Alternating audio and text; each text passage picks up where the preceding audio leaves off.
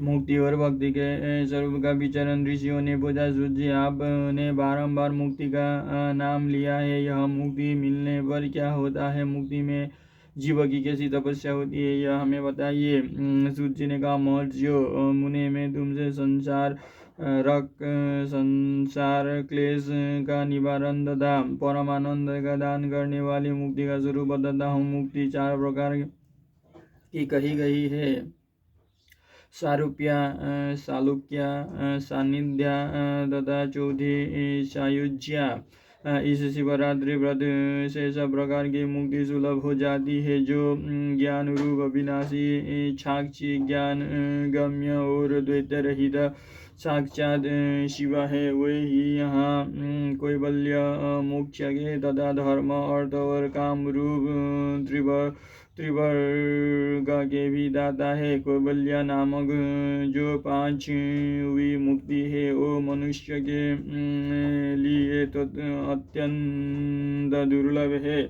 मुनिवरों में उसका लक्षण बताता हूँ, सुनो। जिनसे यह समस्त जगत उत्पन्न होता है, जिनके द्वारा इसका पालन होता है तथा अंततो यह जिनमें लीन होता है, वे ही शिव है।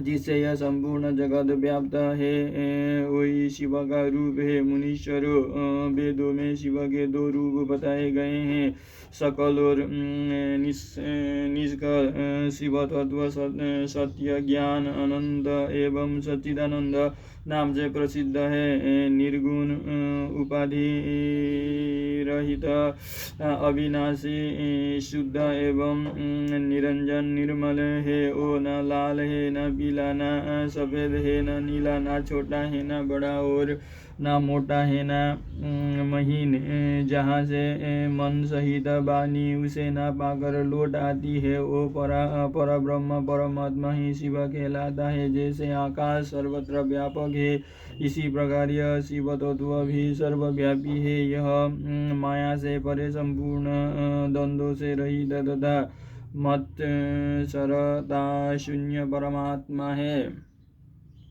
यहाँ शिव ज्ञान का उदय होने से नीचे ही उसकी प्राप्ति होती है, अथवा जो सूक्ष्म बुद्धि के द्वारा शिव का ही भजन ध्यान करने से सत्पुरुषों को शिव पद की प्राप्ति होती है। संसार में ज्ञान की प्राप्ति अत्यंत कठिन है, परंतु भगवान का भजन अत्यंत सुकर माना गया है। इसीलिए संत शिरोमणि पुरुष मुक्ति के लिए भी शिव का भजन ही करते हैं। ज्ञान स्वरूप मोक्ष दाता परमात्मा शिव भजन के ही अधीन है। भक्ति से ही बहुत से पुरुष सिद्धि लाभ करके प्रसन्नता पूर्वक परम मोक्ष पा गए हैं। भगवान शंभु की भक्ति ज्ञान की जननी मानी गई है, तो सदा भोग और मोक्ष देने वाली है। वो साधु महापुरुषों के कृपा प्रसाद से सुलभ होती है। उत्तम प्रेम का अंकुर ही उसका लक्षण है। जो हो भक्ति भी सगुण और निर्गुण के भेद से ही प्रकार की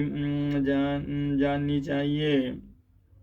फिर वेदी और स्वाभाविक ये 2 भेद और होते हैं। इनमें वैधि की अपेक्षा स्वाभाविक श्रेष्ठ मानी गई है। इनके सिवा नैष्ठिकी और अनैष्ठिकी के भेद से भक्ति के 2 प्रकार और बताए गए हैं।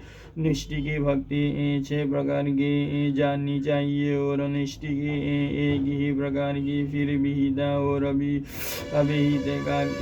अभिहिता के भेद से विद्वानों ने अपने अनेक प्रकार माने हैं। उनके बहुत से भेद होने के कारण यहाँ विस्तृत वर्णन नहीं किया जा रहा है। उन दोनों प्रकार की भक्तियों के श्रवण आदि भेद से 9 अंग जानने चाहिए। भगवान की कृपा के बिना इन भक्तियों का संपादन होना कठिन है और उनकी कृपा से सुगमता पूर्वक इनका साधन होता है। जो भक्ति और ज्ञान को शंभु ने एक दूसरे से भिन्न नहीं बताया है, इसलिए उनमें भेद नहीं करना चाहिए। ज्ञान और भक्ति दोनों के ही साधकों को सदा सुख मिलता है। ब्राह्मणों, जो भक्ति का विरोधी है, उसे ज्ञान की प्राप्ति नहीं होती। भगवान शिव की भक्ति करने वालों को ही शीघ्रतापूर्वक ज्ञान प्राप्त होता है। अतः मुनीश्वरों, महेश्वर की भक्ति का साधन करना आवश्यक है, उसी से सबकी सिद्धि होती है, इसमें संशय नहीं है। महर्षियों, तुमने जो कुछ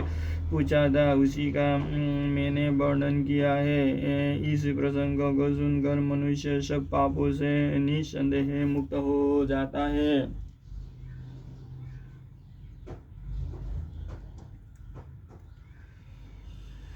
इसने यह समस्त जगत उत्पन्न होता है जिनके द्वारा इसका पालन होता है, तथा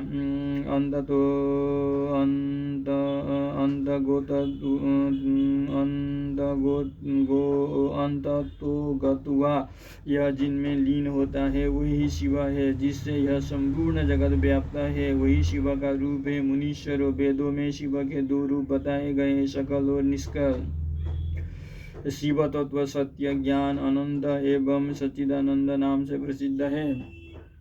सत्य ज्ञानमनन्तम च सच्चिदानंद संक्षेप्तम निर्गुणो निरुपाधि चाव्ययं शुद्धो निरञ्जनं न रक्तो नैव पदीपितच्च न श्वेतो नील एवं च न ऋषो न च दीर्घश्च न स्थूलं सूक्ष्मम् एवं च यतो वाचो निर्वर्तन्ते अप्राज्ञ मनसा सह तदेव परं प्रोक्तं ब्रह्मोव शिवसंज्ञकम् आकाशं व्यापकं यद्वत् तथैव व्यापकं त्विदं मायातीतं परात्मानं द्वन्द्वातीतं विमत्सरम् तत् प्राप्तिष्वभवेदत्र शिवज्ञानोदयात् ध्रुवं भजनाद्व शिवस्यैव सूक्ष्मत्वमतं द्विजम्। ओम।